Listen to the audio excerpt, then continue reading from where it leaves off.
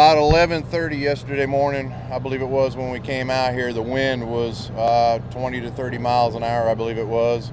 And when we had the units inside the fire trying to protect exposures, it's the best way to put it. It's like a tornado going on in there that's on fire.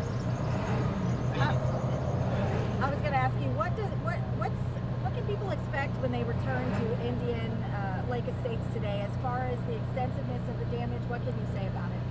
Inside Indian Lake Estates, we protected all the exposures. There's a lot of property that's burnt out all the way up to the houses. But as far as the homes go, the fire crews did an excellent job of protecting the homes inside of Indian Lake Estates.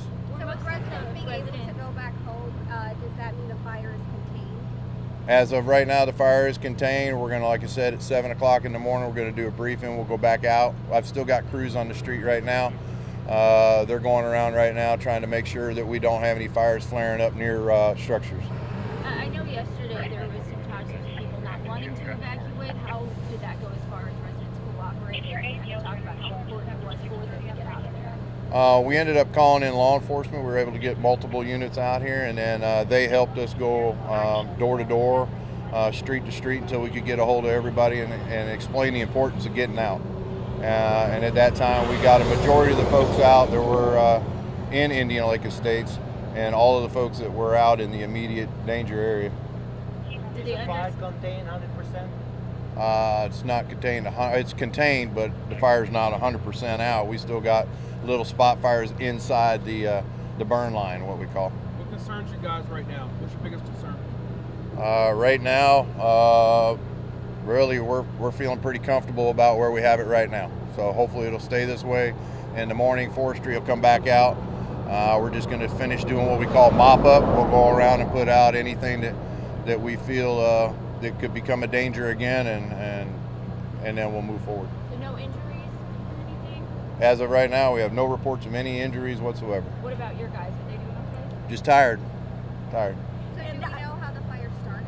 At this time, we do not. They'll finish the investigation in the morning or throughout the day to try to determine where it started. Can you talk a little bit about some of the things you had to do? I understand no hydrants in this area. You had to actually use a helicopter to drop water in. Is that right? We had forestry called in for 2 helicopters. We ended up receiving, because we had multiple fires throughout the day, different locations in the state, and forestry had to bring in 1 helicopter with a Bambi bucket.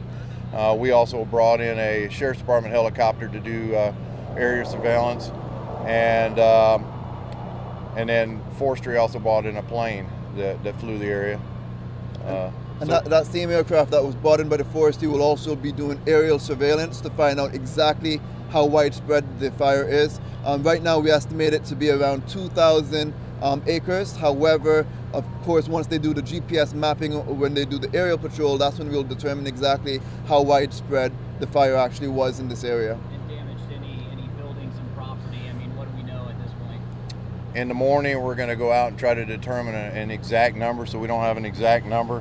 We did have some homes, some hunting camps on 630 that we know of, and some homes on 60 that we're going to go out and check out in the morning. But at this time, we don't have an exact number on. That some homes were destroyed, some property. On Highway 60, we believe they were homes, not hunting camps, and we're going to confirm that in the morning. Because we evacuated all those areas, so nobody's came forth yet in those areas.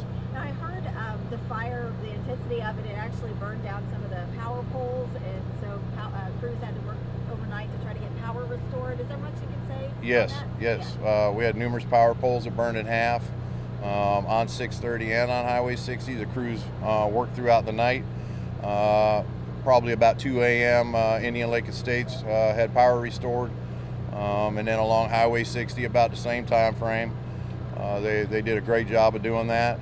And we just opened up Highway 60 because the last power truck finished, and we didn't want to have Highway 60 open while the crews were out there working. So both directions now? Both directions on Highway 60 are open. 630 is still closed until we can determine whether it's safe enough for cars to pass. And that will be opening up more than likely soon. Not too much longer before that should be opening up. The dryness, the wind, is that not your friend? How dry it is, the wind? No, the winds definitely didn't help us at all yesterday. What about River Ranch? Can people get back to there yet? River Ranch is now open through Highway 60. Until we open up Highway 630, no, they can't access it through 630, but they can open it, or they can get to it through Highway 60. But that would be the hunting area, or the ATV area. And then can you talk a little bit about with weather conditions as we make it into the daylight hours? I think one of the releases said there could be concerns about the fire reigniting, temperatures going up, humidity lower. Are those still concerns? The reports we got so far, the winds are supposed to be fairly calmer than they were today in the morning. So hopefully that'll work in our favor. Like I said, we really believe we've done a good job today, and hopefully, or yesterday and today, and hopefully everything will go well this morning. We'll just go out and finish putting out the spot fires and doing more overall. And last for me, I guess, as far as your damage assessment work, what kinds of things are you looking for? I guess what are you going to be looking for when your crews go out and do that sort of work? Sheds, different personal property, cars, things like that we weren't able to put out because we were wanting to protect the residential structures. We did lose, items as such because the residential homes were our priority, and the safety of the people that live in them. Thank you guys. All right. Thank you. Give it another press.